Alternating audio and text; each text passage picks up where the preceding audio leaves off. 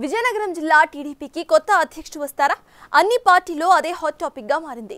ఇప్పటివరకు పార్లమెంటరీ అధ్యక్షుడిగా కిమిడి నాగార్జున కొనసాగుతున్నారు. ఆయన సారథ్యంలో జిల్లాలో అన్ని స్థానాలకు కూడా కూటమి గెలుచుకుంది.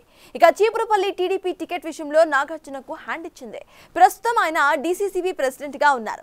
అయితే పార్టీ సంస్థాగత మార్పుల పేరుతో ఆయన్ని పార్టీ పదవికి కూడా దూరం చేస్తుందా? నాగార్జునను తప్పిస్తే జిల్లా పార్టీ అధ్యక్ష పదవి రేసులో అసలు కనిపిస్తున్న నేతలు ఎవరు?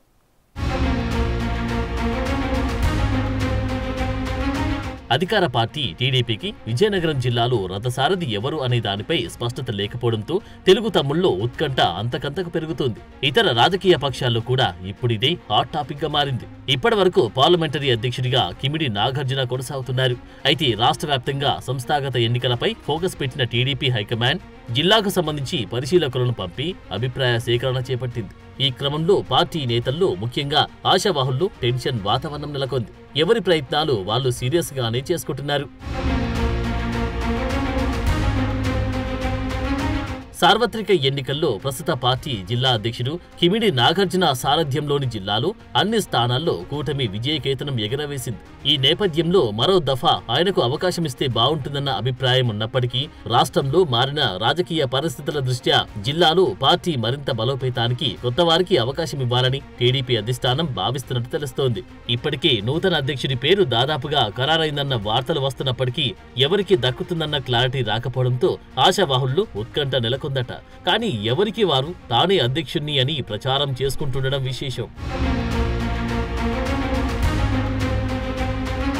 ప్రధానంగా సువ్వాడ రవిశేఖర్, కంది చంద్రశేఖర్, కేఎన్ నాయుడు తదితరుల పేర్లు తెరపైకి వస్తున్నాయి. వచ్చే ఏడాదిలో స్థానిక సంస్థల ఎన్నికలు జరగనున్న నేపథ్యంలో ఇప్పటి నుండి క్షేత్రస్థాయి నుంచి పార్టీని పటిష్టం చేసే బాధ్యత కేవలం పార్టీ అధ్యక్షుడిపైనే ఉంటుంది. అందువల్ల సమర్థత, అంగబలం, అర్ధబలం, విధేయత ఇటువంటి అంశాలను పరిగణలోకి తీసుకోవాలని హైకమాండ్ భావిస్తుందట.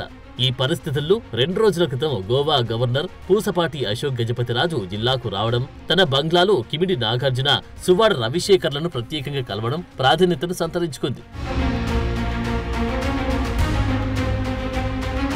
కిమిడి నాగార్జునకు డీసీసీబీ అధ్యక్ష పదవి కూడా ఉండడంతో జిల్లా పదవి ఉండకపోవచ్చునన్న అభిప్రాయం ఉంది. అయితే సువ్వాడ రవిశేఖర్ విషయానికి వస్తే పార్టీ పరంగా విధేయుడే కానీ పార్టీ క్యాడర్ను ఏకతాటిపైకి నడిపించే సమర్థతపై అనుమానాలున్నాయి. పార్టీ శ్రేణులతో పాటు కూటమి భాగస్వామ్య పార్టీలను కూడా కలుపుకొని వెళ్లాల్సి ఉన్నందున ఆయన విషయంలో పునరాలోచించే అవకాశం ఉంది.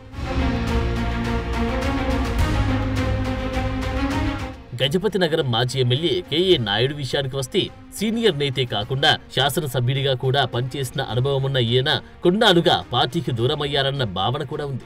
ఓ సామాజిక వర్గానికి మాత్రమే ఆయన కొమ్ము కాస్తారన్న అపవాదు కూడా ఉంది. అన్నింటికి మించి అశోక్ గజపతిని వ్యతిరేకించి జిల్లాలో పార్టీ ఆఫీసును ప్రారంభించారన్న మైనస్ కూడా ఉంది. ఆయనకున్న అనుకూల ప్రతికూల అంశాలను బేరీజు వేసి నిర్ణయం తీసుకోవాల్సి ఉంటుంది. ఇక కంది చంద్రశేఖర్ విషయానికి వస్తే పెద్దరికంతో పాటు అందరినీ కలుపుకుపోయే సమర్థత, పార్టీకి విధేయత, అర్ధబలం, అంగబలం అన్నీ ఆయనకు కలిసి వచ్చే అంశాలంటున్నారు. గత ఎన్నికల సమయంలో పార్లమెంట్ సీటును కూడా ఆయనకు కేటాయిస్తారన్న ప్రచారం కూడా జరిగింది. చివరి నిమిషంలో కలిశెట్టి అప్పలనాయుడును అదృష్టం వరించింది. కంది చంద్రశేఖర్ కు జిల్లా పగ్గాలిస్తే మంచిదే అన్న భావన కూడా వ్యక్తమవుతుంది.